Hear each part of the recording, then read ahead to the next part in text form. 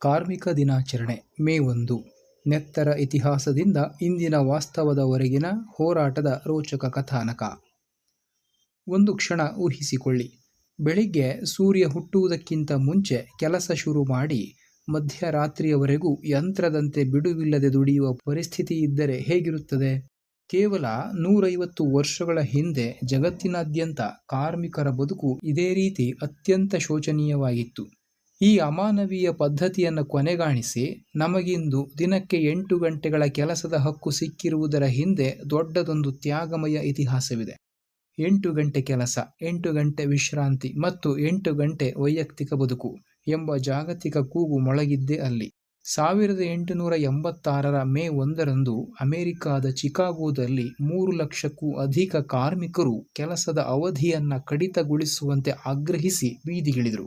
ಅಂದು ಹೇಮಾರ್ಕೆಟ್ ಚಳುವಳಿಯಲ್ಲಿ ನಡೆದ ಪೊಲೀಸ್ ಕಾರ್ಯಾಚರಣೆಯಲ್ಲಿ ಅನೇಕ ಕಾರ್ಮಿಕರು ತಮ್ಮ ಪ್ರಾಣವನ್ನೇ ತ್ಯಾಗ ಮಾಡಿದರು.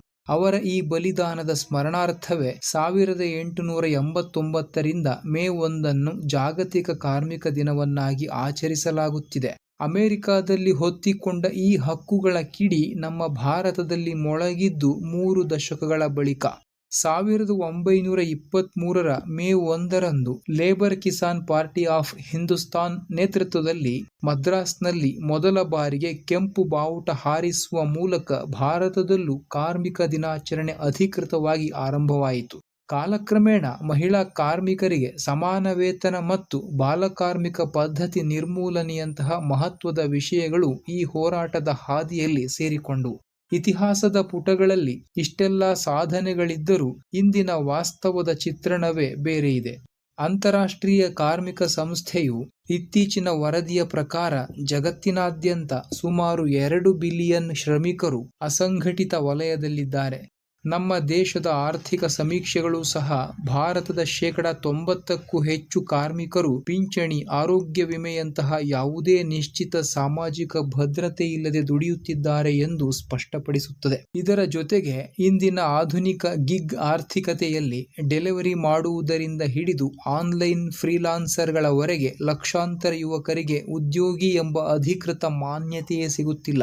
ತಂತ್ರಜ್ಞಾನ ಎಷ್ಟೇ ಮುಂದುವರಿದಿದ್ದರೂ ಕಾರ್ಮಿಕರ ಮೇಲಿನ ಆರ್ಥಿಕ ಒತ್ತಡ ನಿಂತಿಲ್ಲ, ಕೇವಲ ಅದರ ಸ್ವರೂಪ ಬದಲಾಗಿದೆ ಎಂಬುದನ್ನು ಈ ವಾಸ್ತವಗಳು ಎಚ್ಚರಿಸುತ್ತಿವೆ. ಹಾಗಾಗಿ ಕೇವಲ ಇತಿಹಾಸವನ್ನು ನೆನಪಿಸಿಕೊಳ್ಳುವುದಷ್ಟೇ ಅಲ್ಲ, ಬದಲಾಗುತ್ತಿರುವ ಜಗತ್ತಿನಲ್ಲಿ ಇಂದಿನ ಕಾರ್ಮಿಕನಿಗೆ ಆರ್ಥಿಕ ಭದ್ರತೆ, ಆರೋಗ್ಯ ಮತ್ತು ನೆಮ್ಮದಿಯ ಬದುಕನ್ನು ಒದಗಿಸಿಕೊಡುವುದು ಈ ದಿನದ ನಿಜವಾದ ಆಶಯವಾಗಬೇಕಿದೆ. ಎಲ್ಲ ದುಡಿಯುವ ಕೈಗಳಿಗೂ ಕಾರ್ಮಿಕ ದಿನಾಚರಣೆಯ ಹಾರ್ದಿಕ ಶುಭಾಶಯಗಳು. ನಮಸ್ಕಾರ.